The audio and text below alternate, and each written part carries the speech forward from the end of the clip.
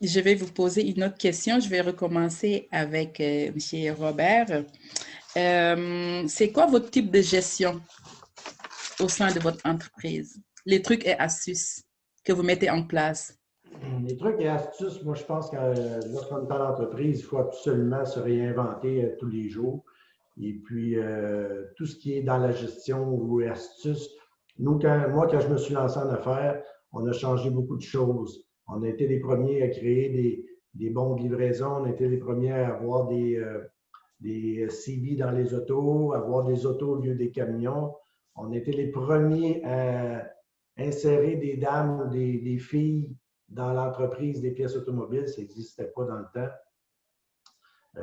On a été aussi les premiers à faire une centrale téléphonique dans les entreprises pour avoir le moins de personnel possible, mais le plus de personnel qualifié. Fait que lorsque le monde appelle dans un de mes magasins, ça sonne dans les deux magasins et même dans ma maison personnelle pour pouvoir donner le service adéquat aux clients et en même temps relier toutes les informatiques ensemble. C'est des choses qu'on a changées régulièrement et puis on essaie toujours de s'adapter à être plus à la fine pointe. On a aussi, anciennement, dans mes débuts, c'est sûr qu'on n'avait pas les moyens, fait qu'on avait des comptables à l'externe pour pouvoir faire la comptabilité, mais c'est tout le temps les comptabilités de caisse qui retardaient de 2-3 mois d'avoir les vrais chiffres. Fait que depuis plusieurs années, bien là, on a rentré des comptables à l'interne. Pour être capable de gérer mieux et d'avoir les vraies données plus rapidement.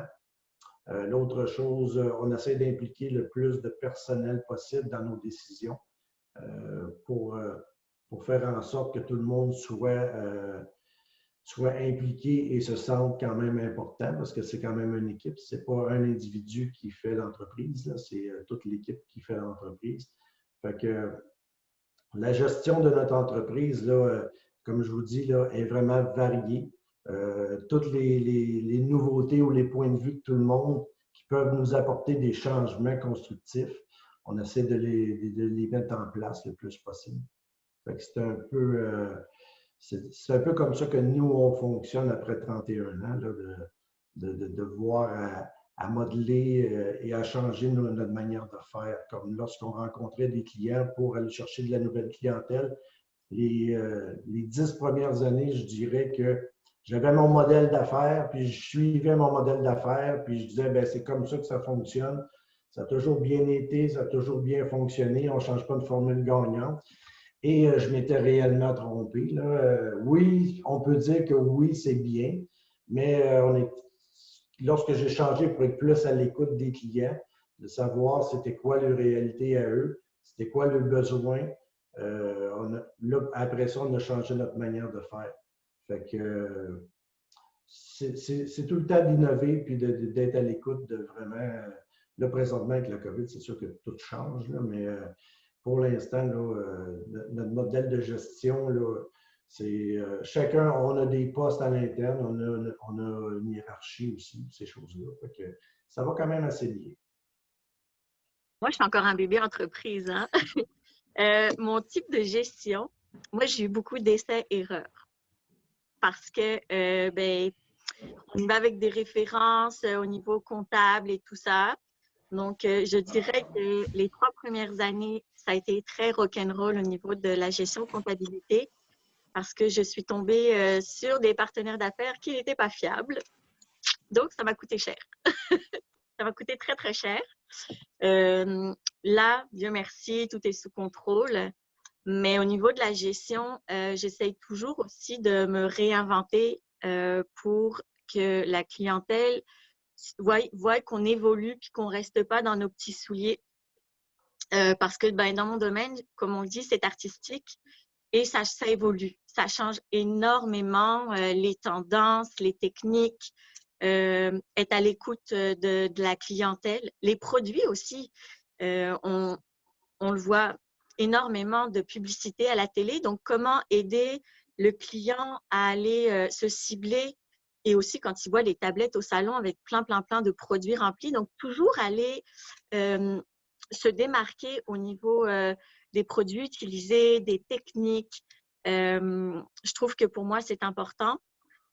Offrir un service number one, parce que le service, c'est pas juste capillaire, c'est aussi avoir de la compassion pour la cliente, parce que je prends des références que j'ai de la cliente qui arrive puis qui vient de perdre son mari subit. Avant le COVID, on pouvait faire des câlins, par exemple.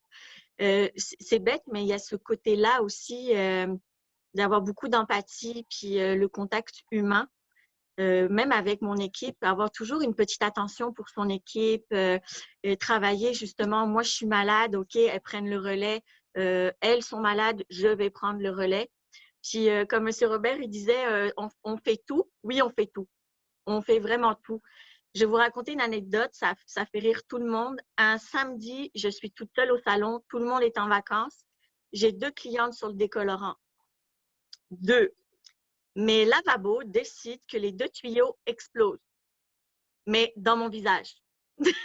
En plus, j'ai reçu toute l'eau, j'ai vu le tuyau gonfler, mais on dirait que le réflexe, j'ai pas eu le temps d'éteindre. Le tuyau explose réellement dans mon visage. Là, je me mets à rire parce que c'est nerveux, parce que qu'est-ce qu'on fait? Les clients sont là, mais qu'est-ce que tu vas faire? Tu vas appeler ton mari? Non, le temps qu'il arrive avec les 3 enfants, oublie ça, tu n'auras plus de cheveux sur la tête. Je prends l'autre lavabo, il fait la même chose. Un samedi où le karma, on se demande qu'est-ce qui se passe.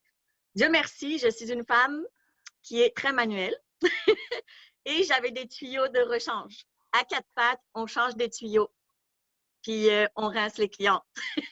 Donc, quand on dit qu'on est vraiment des personnes à tout faire, c'est vrai. Poser une tablette, un tuyau qui lâche, il faut le faire. Il faut, c'est comme ça qu'on se démarque, puis que je pense qu'on y arrive, puis qu'on franchit les étapes une à une, puis qu'on arrive à passer les années sans compter nos heures, comment dire, moi, c'est les douleurs physiques parce que oui, je travaille debout. On oublie les douleurs physiques, on prend 2 Tylenol, 2 Advil et on continue. Donc, c'est vraiment ça qui me démarque aussi, avoir un côté multiculturel. Je vais vraiment chercher, comment dire, je vais vraiment chercher tous les types de cheveux, autant des types de personnes. Moi, ici, tout le monde est le bienvenu. D'un cheveu afro, asiatique, européen, il n'y a aucun problème. C'est un salon où règnent toutes les cultures, en fait, parce que je trouve qu'il en manque encore, à Sherbrooke, en tout cas, il en manque encore beaucoup. Il y a beaucoup de types de clientèle qui sont laissés un petit peu à eux-mêmes parce que il y a certains artistes qui n'osent pas aller toucher tel ou tel type de cheveux par peur. Je sais que j'ai une force dans mon entreprise, c'est d'inculquer ça aussi à mes collègues de travail.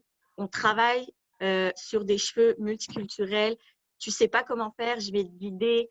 Toujours être à l'écoute, puis donner mes trucs et astuces de formation à mes filles parce que je pense que c'est ça qui va nous tirer de l'avant si on travaille toutes un petit peu de la même façon.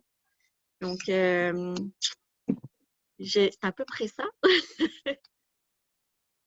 Mais merci, c'est vraiment riche. Moi, j'ai 2 questions par rapport à ce beau, vraiment, c'est ça, cette belle présentation de votre